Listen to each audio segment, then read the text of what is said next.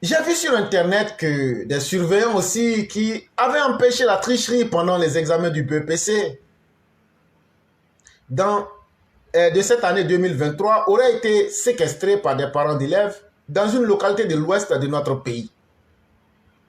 Je ne sais pas si l'information est vraie, mais connaissant l'état de déliquescence morale de certains pans de notre société, cela ne saurait m'étonner. Je me souviens que lorsque j'étais étudiant à la faculté de droit à l'université d'Abidjan, entre 1978 et 1982, un de nos camarades fut surpris en train de tricher. Il fut sanctionné et cette information fut affichée dans toute la faculté. Jusqu'à ce jour, lorsque nous parlons de lui à un ancien de la fac, lorsque cette personne ne se souvient plus de lui, on précise celui qui avait triché. À cette époque, la tricherie était quelque chose d'infamant. Et aucun parent ne souhaitait qu'une telle honte frappe sa famille. Aujourd'hui, laissez-moi rire.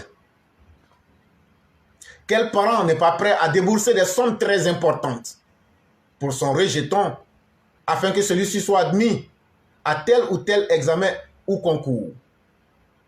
Dans certaines régions, des gens cotisent afin d'acheter, entre guillemets, un poste pour un fils du village. Cela dure depuis des années.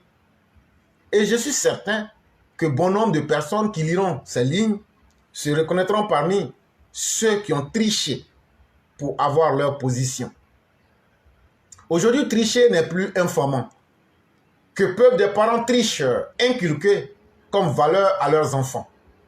Ils ne comprendront pas que de telles personnes empêchent leurs enfants de tricher. Devrions-nous dès lors nous étonner que nos villes soient si sales, que chaque année la pluie sème la désolation parmi nous? Nous avons beaucoup de tricheurs parmi nous.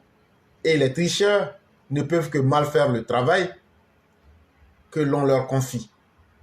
Travaillons à les extirper si nous voulons que notre société avance vers le progrès.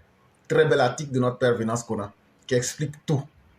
Aujourd'hui, même en Côte d'Ivoire, si tu ne triches pas, là, il y a un dicton qui dit « Gaou vit à l'aise ». Gaou vit à l'aise, ça veut dire quoi? Le gaou, ça veut dire simplement quelqu'un qui est ignorant, mais au-delà de l'ignorance même, quelqu'un même qui est un peu idiot dans sa perception de la vie. Et donc, qui accepte tout, qui se laisse plumer. Voilà ce qu'on appellerait un gaou.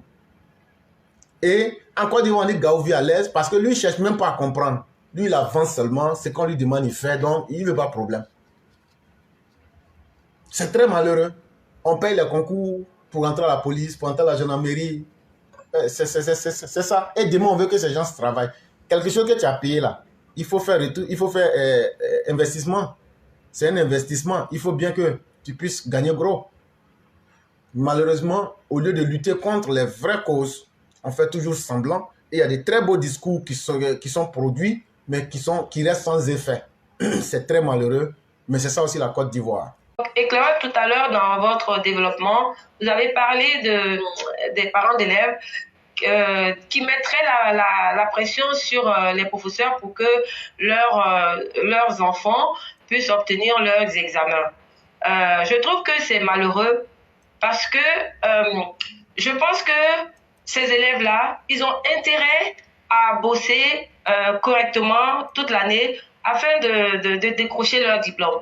Parce que c'est pas en obtenant leurs examens de façon malhonnête ou du moins par le biais des parents qui vont soudoyer les professeurs qui vont arriver à leur fin. Parce que même s'ils obtiennent l'examen pour une étape, après, quand ils vont arriver plus haut, ils ne pourront pas être compétitifs parce qu'il y aura sûrement des concours ou je veux dire, ils ne seront pas à l'international, ils ne pourront pas réussir parce que je me rappelle que quand les étudiants arrivaient en France, par exemple, quand ils arrivaient pour je veux dire l'année de, par exemple, pour faire le DUG ou la licence, on les rétrogradait parce que il y avait un doute sur les diplômes ivoiriens.